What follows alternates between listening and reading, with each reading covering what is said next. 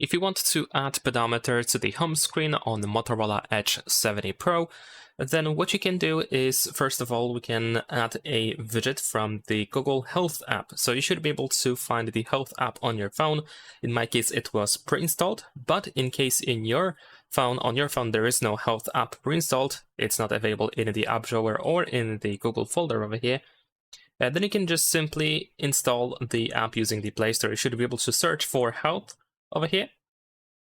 There we go. And just look for the Google Health app, which is the Fitbit app. Previously it was Fitbit, but not so long ago it was rebranded apparently. So once you have the app, of course, we want to open it. We will have to slightly set it up. You just have to log into your account. You can, of course, use your Google account or Fitbit account if you had previously.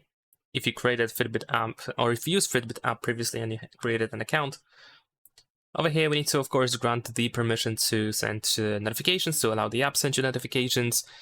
And then once you set everything up, or if you have the access to the Google Health app, of course, inside the app, you can see the step counter over here.